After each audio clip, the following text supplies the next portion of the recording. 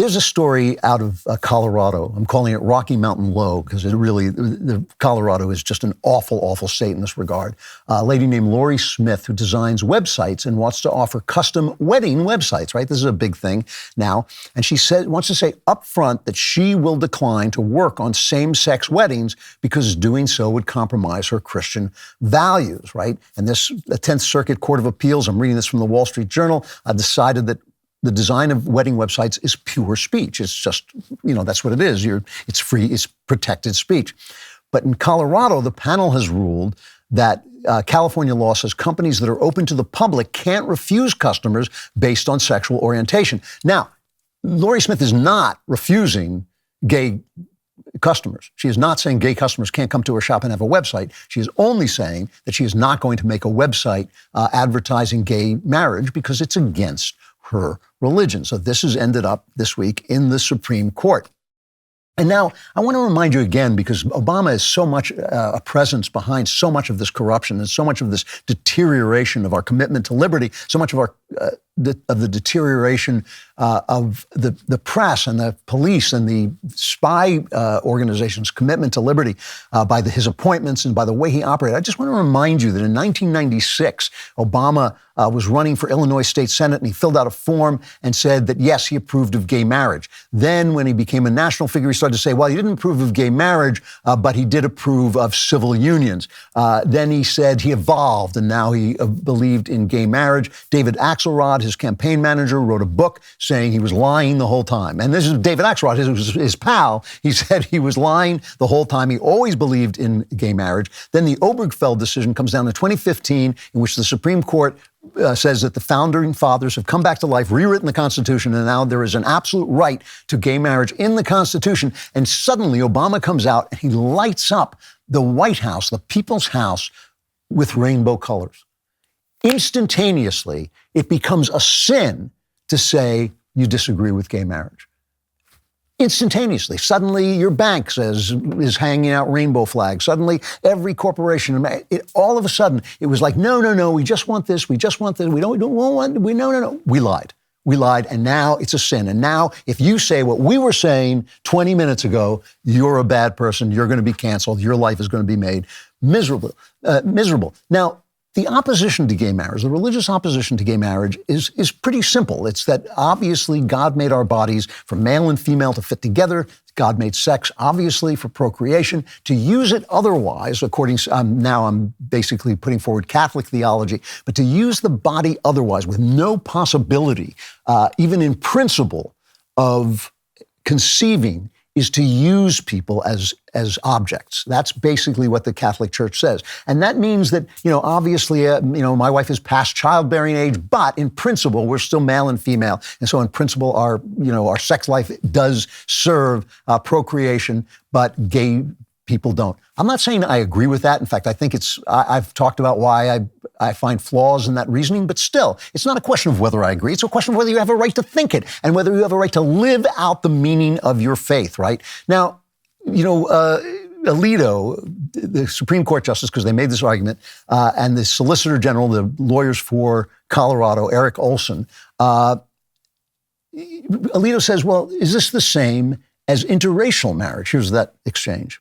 Do you think it's fair to equate opposition to same-sex marriage with opposition to interracial marriage? Yes, because in how the law applies, not in the discussion with folks, because, of course, honorable people have different views on this issue. But I think when you look at what Justice Kennedy said there, the way to honor that requirement is, as this court has set forth in Fulton, in Masterpiece, of having a rigorous interrogation to make sure that there are neutral and generally applicable laws applied in fact that way, that don't single out religion.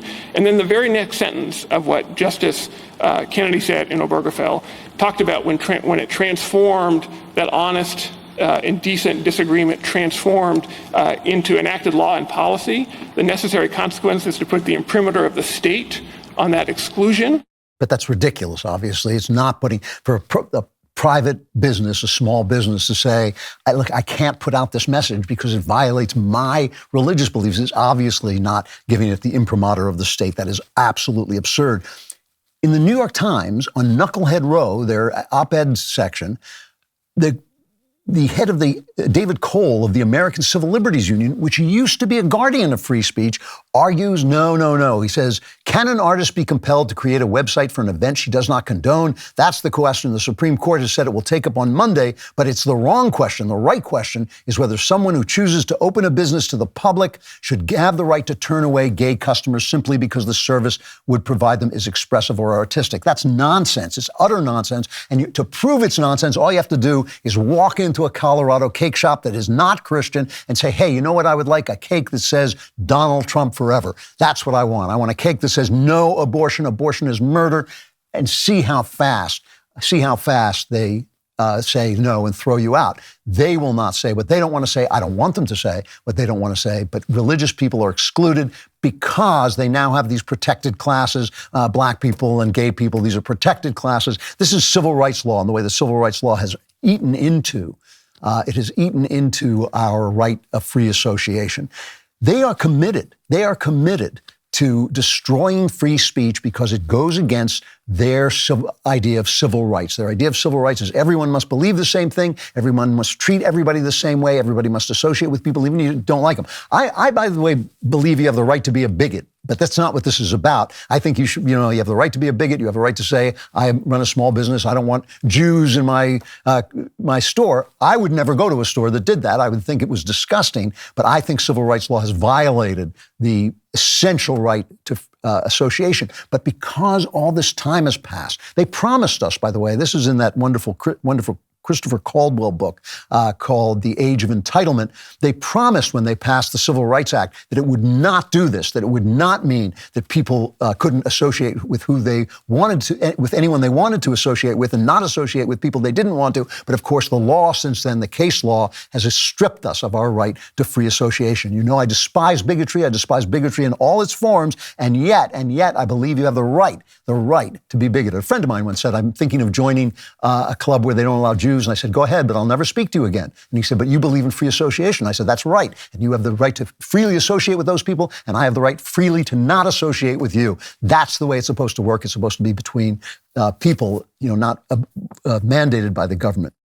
They believe that inclusion and tolerance are the central goods, but they're not. They're not. Virtuous action is the central good. Freedom to choose virtuous action is the central good. That's the central path to virtue, is freedom. You cannot be virtuous without being free, because if somebody sticks a gun to your head and says, do the right thing, that's not your virtue, right? You have to be free to choose the right thing, but the government can, help you learn to do the right thing, and it can help, guide you to do the right thing, and it can run its education so it teaches you the right thing, but they do not do that anymore. All they teach you is inclusion. Every time I see a church that says everyone is welcome here, I want to just write in, if you believe you're a sinner who has to be saved by Jesus Christ, because that's what constitutes a church, is people who coming together who believe that thing. They have been mistaught. The guardians have been mistaught to put inclusion and tolerance above every other virtue. They are not the top virtues. They're not even in the running for the top virtues. So many other things are.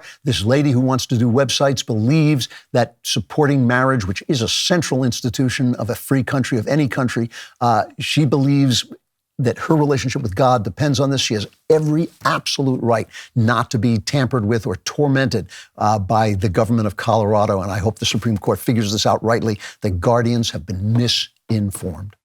Oh my goodness, that was so terrific. If you want more, like and subscribe. And don't forget to subscribe to the Andrew Klavan Podcast.